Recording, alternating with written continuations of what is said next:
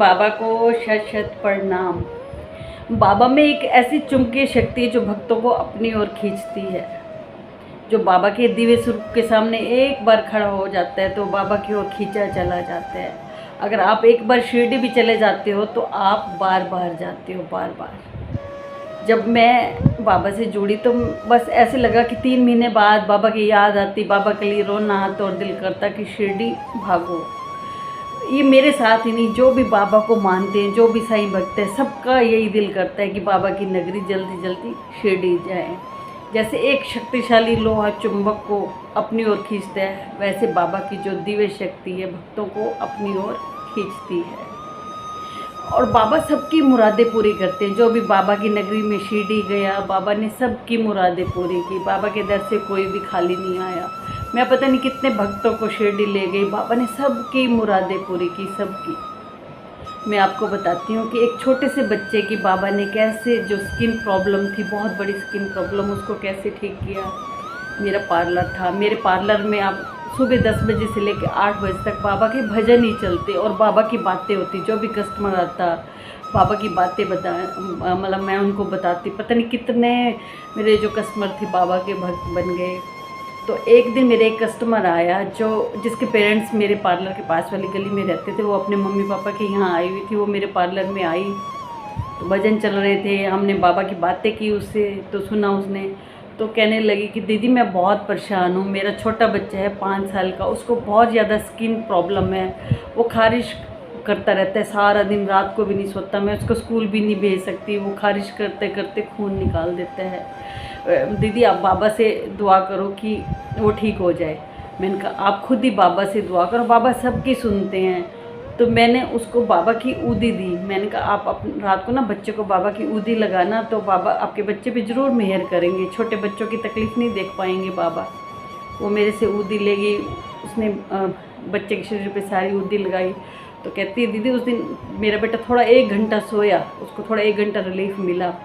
अगले दिन वो मेरे पास बच्चे को लेकर आई। जब मैंने बच्चे को देखा तो सच में मुझे भी बहुत रोना आया। बच्चे ने खारिश कर करके खून निकाला हुआ था। और जो बच्चे के पापा थे वो भी खुद डॉक्टर थे। पता नहीं सब डॉक्टर्स को दिखा लिया, स्किन जो स्पेशलिस्ट है उनको भी दिखाया, पर बच्चे का जो ये स्किन प्रॉब्लम ख़त्म ही नहीं हो रही थी। वो बहुत परेशान थे, समझ नहीं आ रहे थे कि ये कैसी बीमारी है। तो वो कहने लगी कि दीदी मुझे लगता है कि बाबा मेरे बेटे को ज़रूर ठीक करेंगे।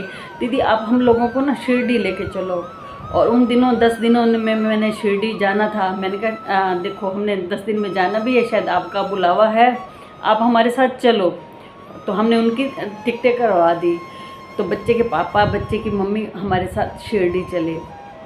तो जब वो बच्चे की जो दवाई का वो जो छोटा डब्बा था वो भूल गए उठाना, जो बच्चे को कोई टेबलेट देते होंगे, जो खारिश के लिए कोई होती होगी टेबलेट, वो भूल गए। वो रास्ते में बहुत चिंता करने लगे कि दीदी अब ट्रेन में कहाँ दवाई, कहाँ रुकेगी, कहाँ दवाई मिलेगी और मेरा बच्चा परेशान करेगा, पता नहीं हम कैसे दवाई भूल गए।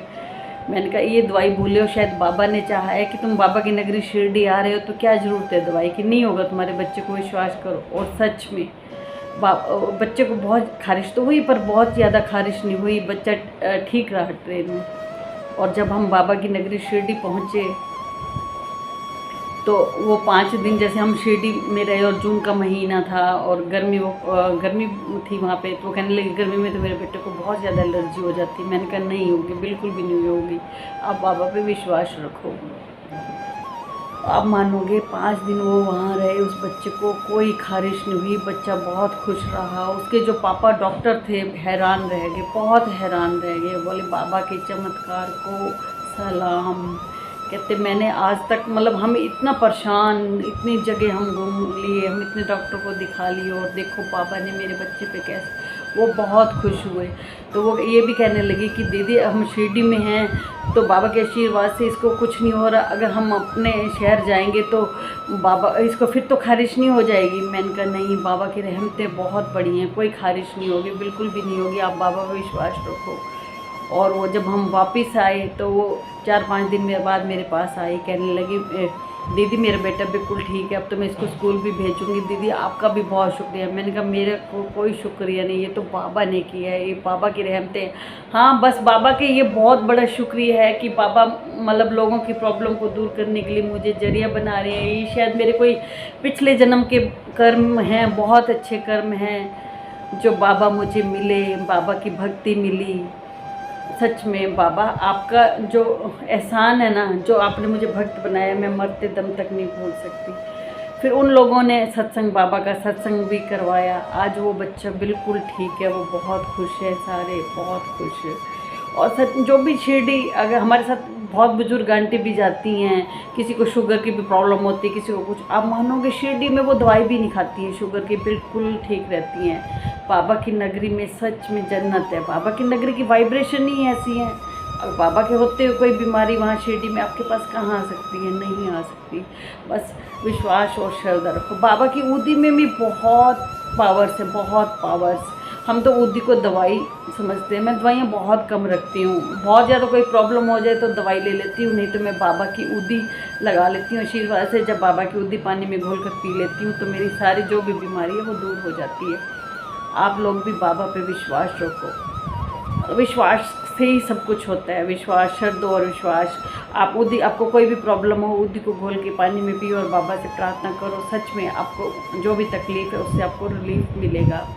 मैं तो बस बाबा से ये दुआ करती हूँ कि बाबा आप हमेशा मेरे पास रहना, हमेशा मेरे माँ बाप की तरह। मैं इंसान हूँ, मेरे से भूल चूक भी होंगी, गलतियाँ भी होंगी, पर बाबा मेरी उन गलतियों को माफ़ कर देना। आप कभी मेरे से नाराज़ मत होना, आप हमेशा मेरे साथ रहना। बस बाबा से यही प्रार्थना है। बस आज इतना ही। ओम साईं राम।